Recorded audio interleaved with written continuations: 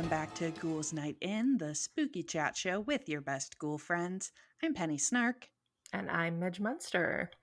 And today we are going to take a little trip down to 1313 Mockingbird Lane to visit some of my favorite characters of all time. So much so that I named myself after them. You sure did. That, of course, is the Munsters. If by some miracle chance you have made it this far in your life without seeing the Munsters, it's a delightful little television sitcom that aired back in the 60s. It aired on September 24th, 1964 for the first time and ran until May 1966. With one episode a week, and it was this is kind of actually really surprising to me every time. We had the same thing with the Addams Family. First season had 38 episodes and the second had 32 episodes for a total of only 70. Wow. And the Addams Family aired for the first time the same week and ended pretty congruently at only 64 episodes. So very weird to me, because I just feel like those shows are, if you were like, how many episodes does that have? I'd be like, well, for sure at least 200. Right? Yeah, I know. They loom so large. Exactly. Yeah, they had such a presence on pop culture that it's hard to believe that it's that light. But yeah, it's one of my favorite TV shows, I think, to have ever been on television. It's kind of another, it's very similar in a lot of ways to the Addams Family, but also not at all. It's another one of those kind of fun plays on the American dream family dynamic, but with monsters. And the Munsters family is made up of Herman Munster, who is based on Frankenstein's monster, Lily, who is his wife and a vampire, and her father, who is like the grandpa character, who is this is why I thought it was funny. We just filmed the Dracula episode of the podcast. Grandpa is based on Dracula, but kind of Dracula in his twilight years. And then their son, Eddie, who's like a wolf boy, and then of course their normie niece, Marilyn Munster, who my internet character is based on. And she was like conventionally attractive, like she's like a human, quote. Yeah. And is really, really beautiful, but the Munsters kind of pity her as the ugly duckling of the family. It's a very funny running bit. But yeah, the original concept for the show is actually said to, this is kind of a rumor, but said to go back to 1943. A man named Bob Clampett, which to me sounds like a character from Christmas Carol, came up with the concept for a TV show called The Monster Family. And between 1943 and 1945, he kind of developed the whole concept ideas for episodes, whatever, and supposedly took that to Universal Studios, and they never heard anything. He never heard anything back from them. So, whoops. Oops. But the actual monster episodes and the later movie are all credited to being created by Chris Hayward and Alan Burns, and then Joe Connolly and Bob Mosher, who were the creators and writers behind the show Leave It to Beaver, were actually the ones who took Hayward and Burns' script and like turned it into the studio, and they ended up being the ones who ran the show, which I think is interesting. Like when you watch the Munsters, that's where the real differentiator between the Munsters and the Addams Family is, to me, is that it does play very much like a Leave It to Beaver. It's a lot more like lighthearted and campy. Yeah. Not that the Addams Family isn't lighthearted, but it's very, I don't know how to distinguish it, but like they are definitely like watching Herman get in his little car with his stupid little lunchbox and like go to his job is the funniest shit to me on the entire planet. Um, yeah, that's all I have to say about that. Yeah. It's definitely a very, like, a wholesome family sitcom. Yeah, yeah. I think the Addams Family played harder on them being like spooky, whereas Mhm. like the Munsters plays on them being monsters, but just like existing in a normal American suburb. And I think it's so funny. Um, so they kind of when CBS started the show, so supposedly Supposedly. neither ABC nor CBS knew that the other was producing a similar show type when Addams Family and Munsters aired within like 6 days of each other for the first time. I It's have, just it's so wild. yeah, I mean, I have a hard time believing that, but if that is true, then it's a really interesting kind of like little micro cultural thing of like why at this time. Right? And, like, it seems like it couldn't be true, but then at the same time, it seems like a really dumb idea to be like, "Oh, I'm gonna copy this monster family show. Surely people will wanna watch both of those." Which, Right, yeah. like, people luckily, people did wanna watch both of those, but, like, it would be such a weirdly specific ripoff to pull, And like but so obvious, like if they were purposeful, it's like, no, we didn't know anything about that. no.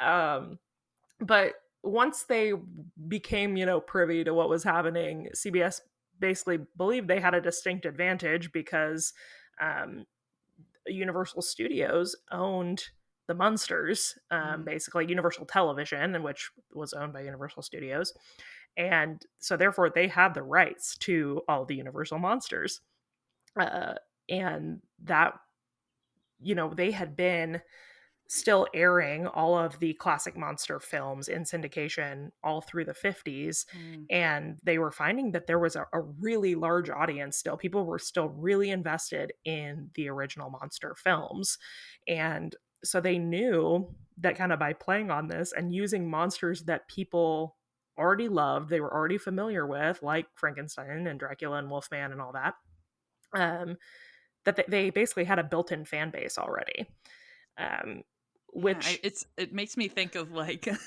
like, making, like, Muppet Babies, where, how there was that, like, trend to be like, "Oh, yeah, it's the characters you love except for they're except teens." little.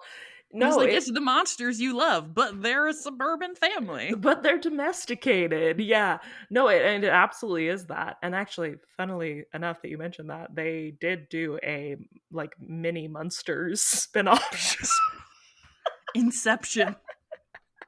That was not super successful, but I do think that was it's a funny concept. Um, but yeah, they did end up regularly topping the Addams Family in ratings, which kind of surprises me, honestly. Uh, I would have assumed just because of the staying power of the Addams Family. I think now the Addams Family is probably more prevalent. Yeah. I would have thought that they had the share of the audience, but the Munsters were very, very beloved in their time. Um, but the studios, as they kind of got into production, CBS did have to kind of be aware of the Addams Family Mhm. and what they were doing. So, um, Yvonne DiCarlo actually was originally not cast as Lily. Lily even wasn't her name. The original character in the pilot was named Phoebe, which is stupid. um, and she was Ridiculous. What kinda name is that? ridiculous. And she was played by a different actress, and they became concerned that she was played by Joan Marshall in the original pilot, and they basically thought that her look and overall like demeanor on screen were way too similar to Carolyn Jones' portrayal of Morticia Addams. And so they scrapped it and started kind of from the bottom, brought in Yvonne DiCarlo, redid her whole look, which is, of course, iconic. Yes. Um, and of course, renamed her Lily. Um, but I thought this was really funny. Apparently, um, oh my goodness, my brain. Herman, I can't think of the actor's name. Fred Gwynn, uh, and Grandpa, they were like really upset when they brought Oh. in Yvonne DiCarlo because she was like kind of a big movie star and a very like she was thought of as being very glamorous and very like silver screen. And they were like, she's not gonna fit in here or like get our type of comedy at all. And so they were really like tentative about her joining the cast. And then, of course, she ended up being absolutely incredible in the role. She's hilarious to me. I think she has incredible comedic timing. Um, and then the uh, Eddie ended up being recast later as well too. The pilot actually is not anywhere. You can't find the We pilot. don't have this anymore. Yeah, it's not like if you go and watch the Munsters, you can actually watch it on Amazon Prime. So if you have not seen it, we'll wait. Pause There the you go. episode, go watch it. Check it out. Um, There's fewer episodes than you might think. yeah, you can knock it out in one day if you believe in yourself. Um, but the pilot was filmed in color, actually. Oh. Yeah, and then after they finished, they were like, that was expensive. No, there were several like beliefs as to why they ended up deciding to go black and white. One of them was, of course, expense. But a lot of people say that it was because that the black and white element played to the nostalgia of the original monster films, Oh, and yeah. that was kind of what people wanted to see from these creatures. So it ended up, of course, being in black and white for the remainder of the episodes. Uh, During its first season, the Munsters garnered 18th place in ratings on TV, which is pretty incredible. And in 1965, it was nominated for a Golden Globe for Best TV Show, and Nice. the theme song was also nominated for a Grammy for Best Instrumental Composition. Such a good theme song. It's one of the Love best. it. One of Love the it. best. I I also thought, always still vibe to the Munsters theme. oh yeah, I have this dream in my head of doing a like a burlesque number to the Munsters theme. Ooh, yeah. Um, for yeah, I think it's such a great catchy tune. If you are not familiar with it and you are a Fallout Boy fan, Yes. you might hear it sampled in the song Uma Thurman. It's absolutely great. I also thought this was funny. The Grammy it was nominated for Best Instrumental Composition (parentheses other than jazz). Yes. I don't know why that gave me We're putting jazz over here in its jazz is in own its own category. category. Yeah, that's kind of the history aspect of the Hmm. show. I wanted to talk about, just some of my favorite little things and tidbits. First of all, being that Herman Munster, in my opinion, is one of the best TV dads of all time. Oh yeah. um, Something about like I know we got into this a little bit earlier, but like something about Frankenstein as a dad just really like hits a funny bone for me. And yeah, Herman was, like I said, played by Frank Gwen, and I was reading about this was I guess I don't know. It makes perfect sense now that I read about it that his stature was not such that he looked like that. Yeah. But I was reading about his costume, and holy crap. I guess like so on his feet he had asphalt pavers boots that had 4-inch soles on them, and then his like whole torso, basically his arms, his thighs, and everything, had 40 pounds of foam rubber padding Oh my that gosh. made him look that broad and like big. uh and I guess the studio eventually had to buy like an air compressor to put in his costume to cool him off, because in the first month of filming he lost 10 pounds from sweating Oh so my badly. god. Isn't that nuts? I think about the things that people, because of course now with CGI we can do so much, like Yeah. the things people used to do for like practical effects, like It's crazy. And yeah, just imagine just being like, "Oh yeah, I got to go to work every day and put on 40 pounds of rubber." yeah, apparently he developed like pretty bad back problems from Yeah. the costume, and like the shoes were completely inflexible basically, so his feet were just like staunch, like flat for, however many hours a day. uh Oof. Looked great though. Yeah. Looked awesome. Good look, but And then of course he had, like a foam like prosthetic across his head to give him the flat top look and mhm. everything. Wild. Um Speaking of costumes, we have to talk about Lily's dress. So pretty. It's so beautiful, and I just love, she's one of our few spooky like ghoul queens who doesn't wear black. And It's I true. I love her little dress so much, and I love her little hair stripe, and I think to this day that that probably is why I've always wanted a white stripe in my hair. um, yeah, I think the costuming of the show is really really well done. As is all of the like sets, and then of the thing I have to talk about, because this is a weird niche thing that I'm very obsessed with, and it's cars from like films and Oh movies. yeah. The cars from Munsters, the Munsters are oh so cool. So we've got two cars in the Munsters.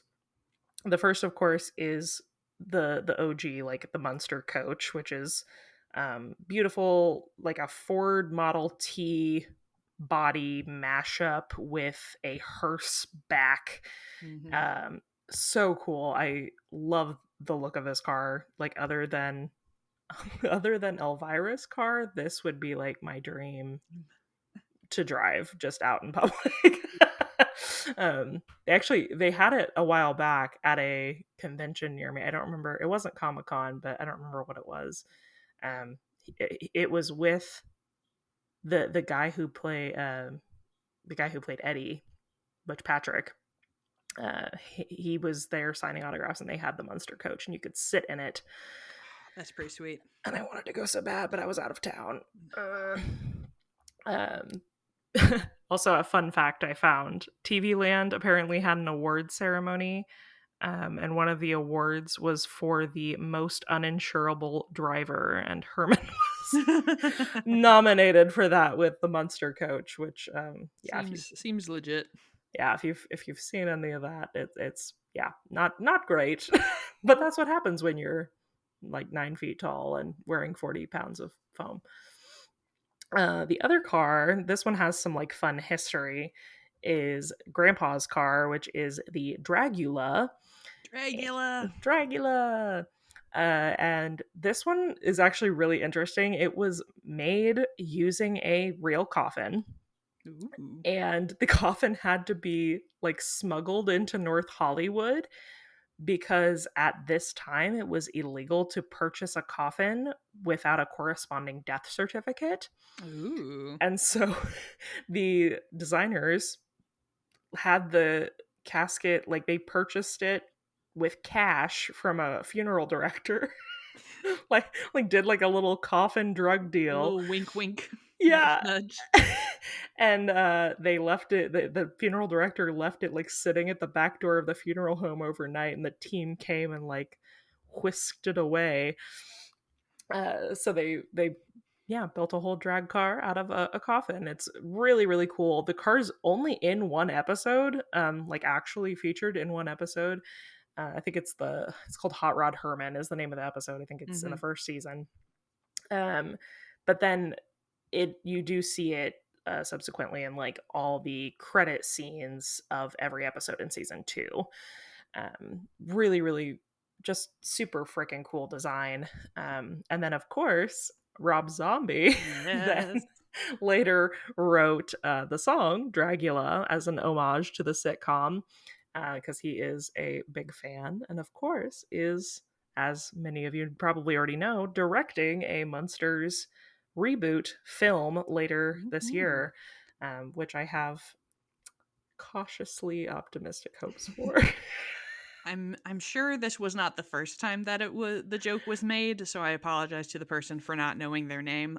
But I do remember seeing a TikTok that was like, uh, in Rob Zombie's Dragula, would not be feasible to slam in the back of the Dragula. It is clear from the text that Rob Zombie is thinking of the Munster coach in this essay. I will this video, and I was like, fair points, fair points. Yeah. Absolutely. He's right. Yeah, they're right. Um, yeah, they I how are you where this has been Words with Midge. Tune in next time. Words with Midge. Where do you fall on the Munster fan spectrum? Did you watch this at all growing up? I watched like bits and pieces of it. I think it was kind of like similar to me with like the original Addams Family, where like I would Mhm. see it on TV Land sometimes, but I wasn't really a dedicated viewer of either one, so I'm definitely more familiar with the Munsters from kind of like the modern like fan perspective. Like I know all the characters and stuff and have seen like clips and things. But like But I wasn't your necessarily hopes probably won't be completely devastated by Rob Zombies. yeah, I hope that it is good because I think they deserve to have something a good movie, especially because like obviously I find the 90s Addams Family movies to be pretty iconic, so it would Yeah. be nice for the Munsters to get this a similar treatment. Yeah. They did have a 1966 film called Munster Go Home. That and the Dracula is, I believe, in that movie as well. But that obviously came out basically the year they were canceled. So it was Mhm. the same actors, and it was like actually I'm making a lot of Elvira references here, but it's kind of the same theme. Yeah. Like Herman inherits an estate in the UK, and they have to go like check it out, and then they basically unveil like a counterfeiting scheme. Ooh. It's very like goofy and campy and fun. It's a good film adaptation. It's definitely like enjoyable, but yeah, I would really, really, really love for this film adaptation to be good. I'm gonna say something controversial yet brave. Ooh. I am not the biggest fan of Rob Zombie as a director. Yeah. I really like his music. I'm not a huge fan of his films, so my hopes are not high. But I do know that he has an immense respect for that franchise, so I'm hoping he'll do right by it. Wasn't there like a TV special or something that Brian Fuller did of the Munsters? Oh, There like pushing daisies, Brian yeah. Fuller. Yeah, If like post Pushing Daisies, I'm pretty sure cuz I remember it being like kind of buzzy like, "Oh, will there be a Munsters reboot?" that he'd directed, I think oh like my a god, short thing the and Eddie Izzard was in it as grandpa. Mockingbird Lane. Yeah.